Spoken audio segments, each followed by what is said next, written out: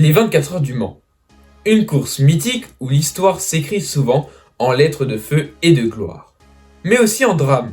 Parmi eux, l'un des plus impressionnants de l'histoire récente, le crash de la Mercedes-Benz CLR en 1999. Un accident terrifiant qui a marqué les esprits et changé la façon dont on conçoit les voitures de course.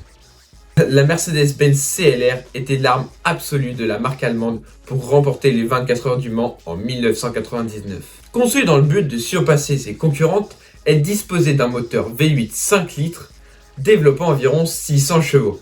Mais ce n'était pas sa puissance qui allait poser problème, c'était son aérodynamisme. Mercedes avait opté pour un design très agressif, avec un long nez et une faible garde au sol, visant une efficacité maximale à haute vitesse. Un pari risqué qui allait coûter cher. Mark Webber, jeune pilote talentueux, était l'un des espoirs du programme Mercedes AMG. L'écurie allemande, forte de son expérience en endurance, voulait absolument briller au Mans, après ses succès en FIA GT. Mais ce que l'équipe ignorait encore, c'est que leur voiture cachait un défaut fatal.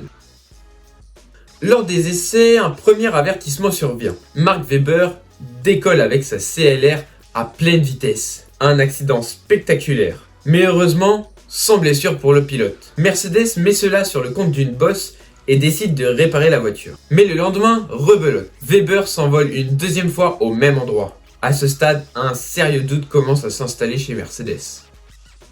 Mais ce n'est pas fini. En pleine course, Peter Dumbreck, pilote d'une autre CLR, vit le pire cauchemar d'un pilote.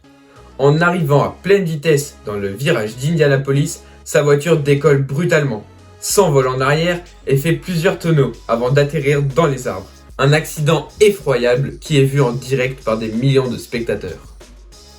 Mais comment cela a-t-il pu arriver ?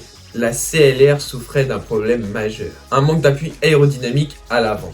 Lorsqu'elle passait sur une bosse ou lorsqu'un autre véhicule devant elle créait des turbulences, l'air s'engouffrait sous la voiture et soulevait le train avant, entraînant un effet de portance irrésistible. C'était une erreur fatale dans la conception de cette voiture. Et Mercedes n'était pas les seuls à connaître ce problème. L'année précédente, en 1998, une Porsche 911 GT1 avait connu un incident similaire. Elle aussi avait décollé, révélant déjà un problème potentiel sur les voitures à très faible appui avant. Mais cette fois-ci, avec la CLR, le danger était encore plus flagrant.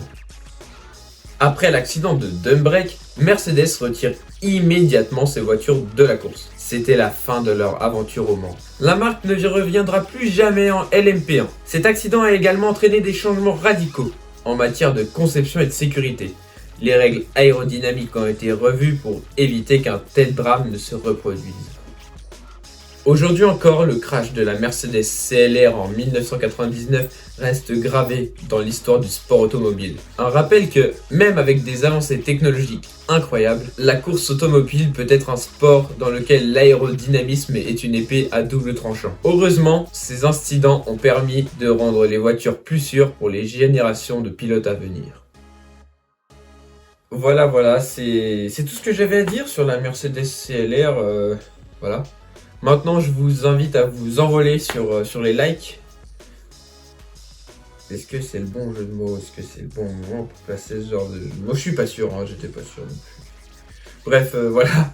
Si ça vous a plu, likez et abonnez-vous pour plus de contenu.